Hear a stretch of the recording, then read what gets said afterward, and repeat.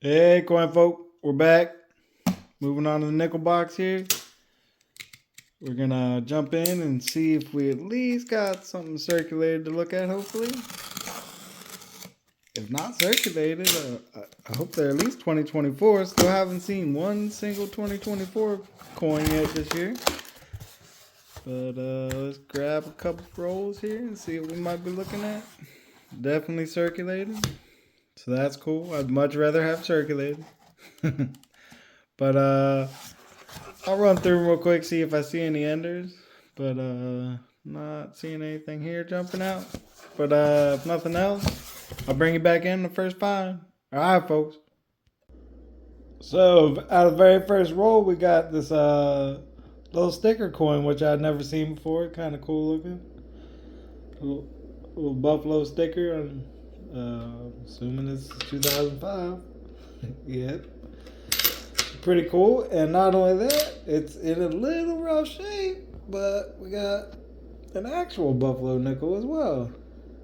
First one of these I've found in a bit. It's pretty well corroded. It's 1936. It doesn't even want to focus on it. So there we go. It's a little better. But I guess it's better than not finding a buffalo nickel. I wish it was in a little better shape, but we're gonna jump back in. Hopefully find some more stuff. And I'll see you when I do, I guess. All right, folks. So we're working our way through Rule 7. I got a few older ones I've pulled out so far. I got a 46 and a 48 out of Philly. Not the Henning, unfortunately. And 58 and two 59s out of Denver. And this one isn't as old, but it was just in really good shape. So I pulled it out.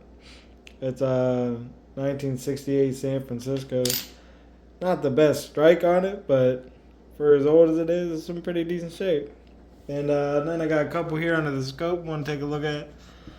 It's 2020 Philly. It's got a pretty good sized beehive die chip on the side of Monticello there. And then finally, I found a double die on the 23. I've been looking forever, but let me see if I can creep up on here. Down here on the bottom, you can see, dang,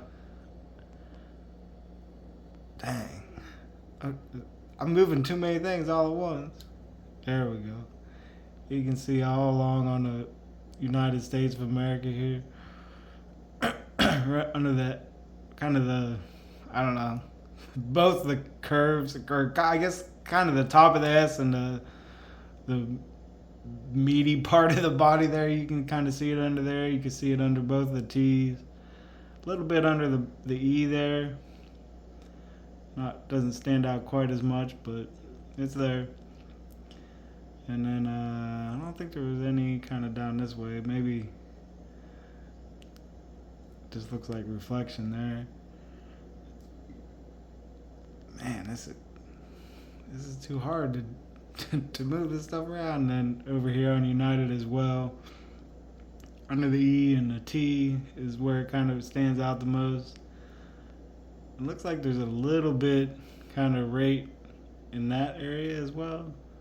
I don't know. I'll have to jump on and try to look up. I think there's a crap ton of double dies listed for this one. But if I do find something, I'll try to put it in here if I can figure that out.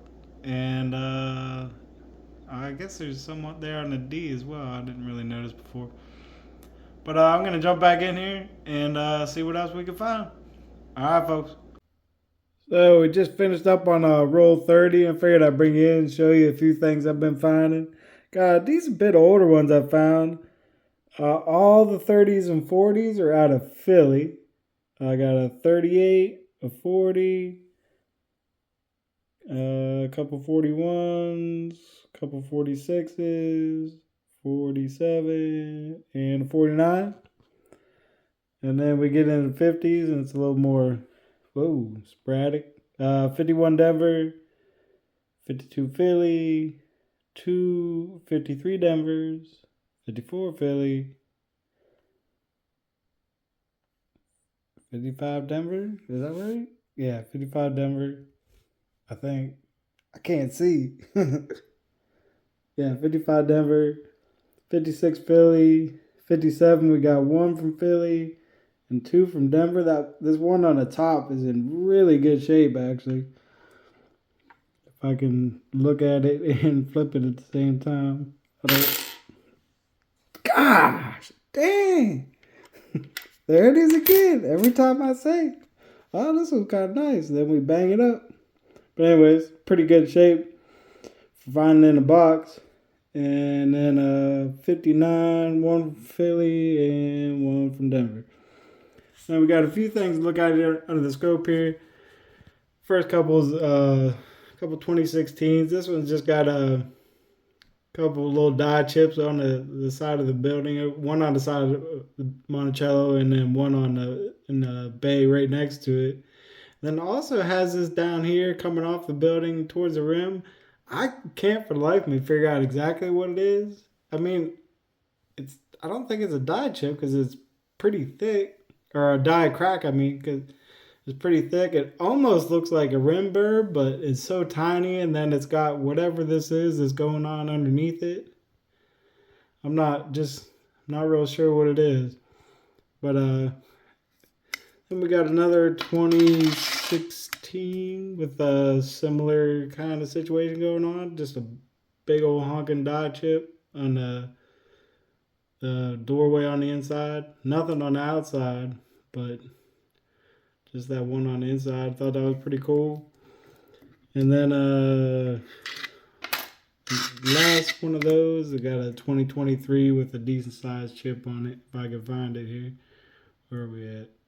Yeah, it's covering up most of the whole left side of the Monticello there. So that one's pretty cool. And then lastly, the best thing is we got another double die we found. I went ahead and looked this one up beforehand. I think it's WDDR number 6, which it has a note on it saying that it could possibly be a later stage of DDR or WDDR number 5, a later die stage. But you can see the doubling under the T real good there. Let me try to zoom out a little bit. That light's so harsh on it. It's kind of almost hard to see. I guess that's maybe a little better. But it also looks like it's pretty. You have a good amount of dye deterioration on it as well, so it kind of makes it a little more mushier looking. But you can see you could tell the difference though between the doubling and just the general mushiness. And then that double die that we had earlier, I looked it up as well, and it's a best of variety. That was the 2023 Philly. It was WDDR 126. So that's what we've got so far.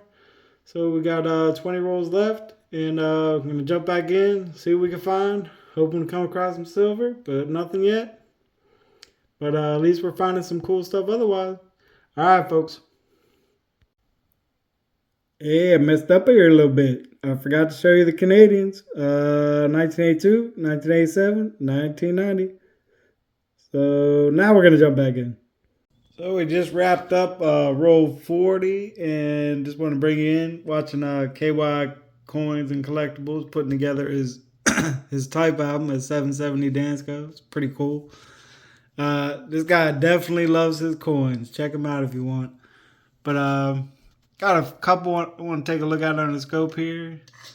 First one is 82 Philly with got a misaligned dies. You can see how it's kind of,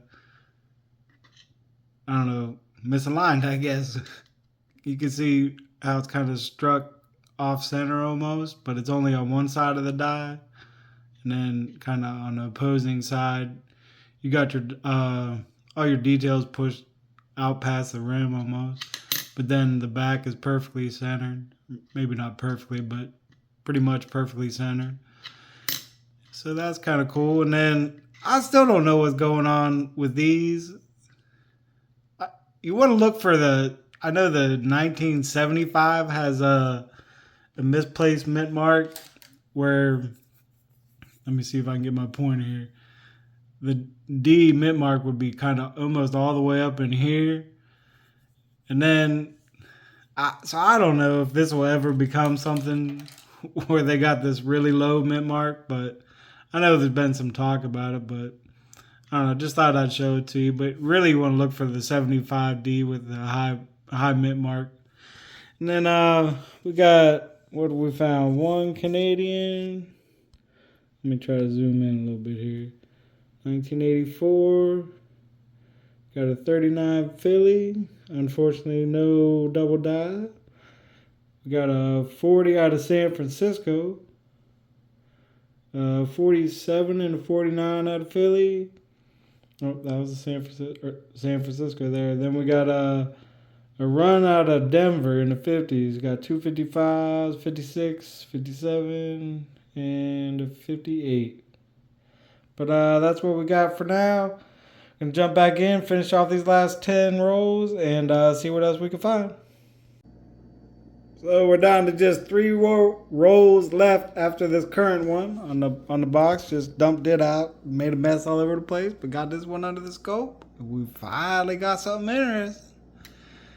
In 1944, so you know you got something good. It's either silver or Henny, and it's silver.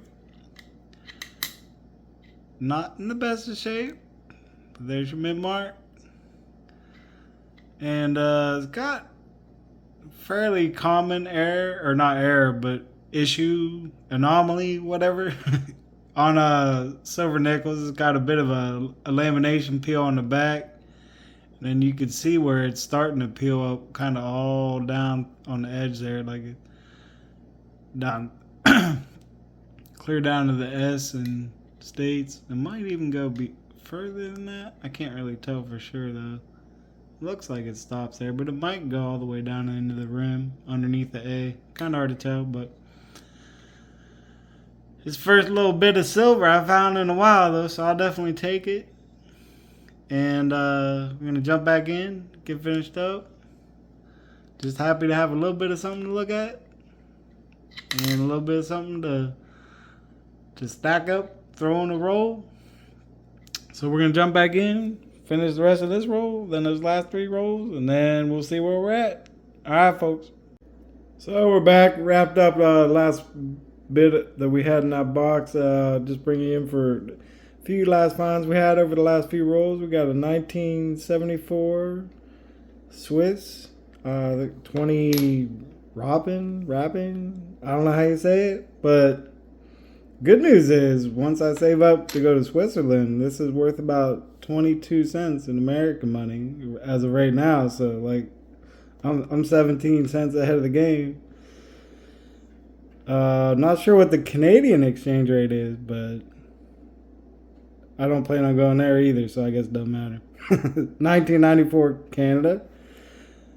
Back to the US, we found a proof that was not in fantastic shape, but it's slightly older.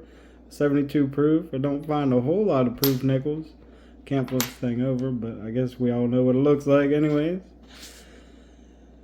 What do we have? We had a 39 Philly and a 52 Philly. That's pretty rough. And then another 50s run at Denver. What we got? A 53. Is that 3 or 5? 53 look like. Man, the zoom goes crazy. We're out of focus. 57, 56, 58. So that was the last of it. Not a crazy hunt, but at least we had a few finds. 1 silver, a couple other stuff, a few nice varieties, some older stuff, even if some of it's a little rough. But all in all, pretty decent hunt. And we'll see you on the next one.